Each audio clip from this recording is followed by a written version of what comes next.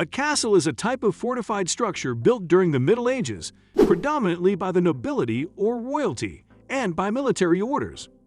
Scholars debate the scope of the word castle, but usually consider it to be the private fortified residence of a lord or noble.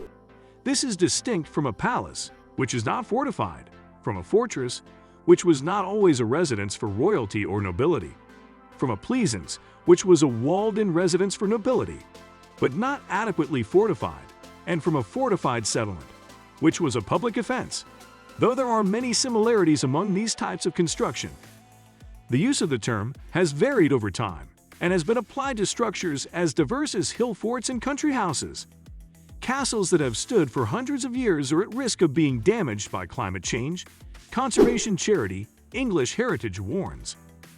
The charity, which manages over 400 historic sites across England, highlighted 6 castles threatened by coastal erosion and rising sea levels. They include Tintagel in Cornwall and Hurst Castle in Hampshire. It is appealing for money to repair walls and improve defenses against storms and more powerful waves. It seems to be that the whole natural dynamics of the coastline in some places have been accelerated by climate change. Rob Woodside, English Heritage's Estates Director, told BBC News. What we're trying to do now is essentially buy time. So with places that we value and people want to look after, we put measures in place to protect them. There is broad consensus among scientists that even if the greenhouse gas emissions that warm the Earth are dramatically cut, global sea levels will continue to rise for several hundred years. Higher sea levels mean more powerful waves coming closer to the shore and faster coastal erosion. In this video, we will discuss those castles that will be gone in 10 years. So before we get started, make sure to hit that like button. Subscribe to our YouTube channel for our future updates. Number 1. Hurst Castle. Sea defenses have now been put in place to protect Hurst Castle. Originally built by Tudor King Henry VII between 1541 and 1544, as part of a chain of artillery fortresses protecting key ports and landing places around southern England.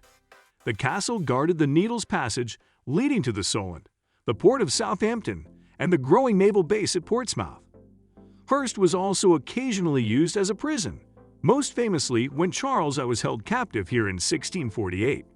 It was greatly modernized in the 19th century, when it formed a key fortress protecting one of the world's most heavily defended areas. Unusually for a Tudor castle, it remained in military use until 1956, playing an active role through both world wars. A section of Hurst Castle's east wing collapsed into the sea in February 2021 after its foundations were eroded. As part of efforts to defend the castle, 5,000 tons of granite boulders have been put in place to form a barrier or revetment. Number 2. Tintagel. Tintagel in Cornwall is inextricably linked to the legend of King Arthur and the Knights of the Round Table. Erosion is not a new problem at Tintagel. It has been under attack from wind and seas since being built in the 13th century. There are regular cliff falls, and English Heritage says funding is urgently needed to repair damage from the storms of last winter. A castle was built on the site by Richard, 1st Earl of Cornwall, in the 13th century, during the High Middle Ages. It later fell into disrepair and ruin. Archaeological investigation into the site began in the 19th century as it became a tourist attraction, with visitors coming to see the ruins of Richard's castle. Number 3. Peel Castle. Peel Castle in Cumbria was built to guard Barrow in Furness against pirates and raiders from Scotland. 14th century Peel Castle is on a low-lying island around half a mile from the coast in Morecambe Bay. Much of the island has already been lost to erosion, and some of the castle fell into the sea in the 19th century. English Heritage says the castle's keep and bastions are now at risk from both erosion and flooding. Number 4. Bayard's Cove Fort. Bayard's Cove Fort is particularly vulnerable to flooding from rising sea levels. For 500 years, this Tudor fort in Devon has guarded the narrow entrance to the Dart estuary as the last line of defense to protect Dartmouth from attack from the sea.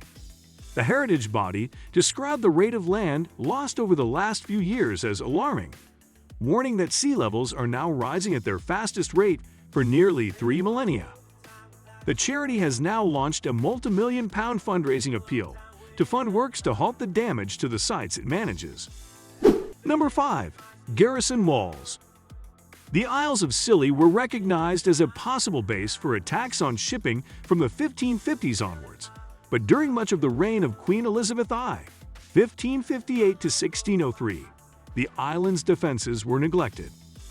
Nothing was done to strengthen them before the attack of the Armada in 1588, but the probability that King Philip of Spain would send a second armada made it vital to take action. The garrison walls were progressively built to strengthen the Isles of Scilly defenses after the defeat of the Spanish Armada in 1588.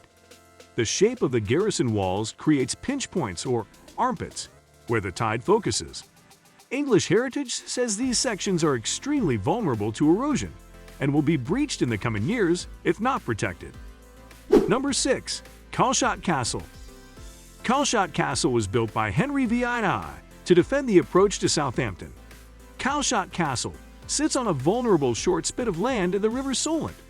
The site is at a low level, making it vulnerable to rising sea levels and erosion. That brings us to the end of this video. What do you think of our video? Let me know in the comment section below.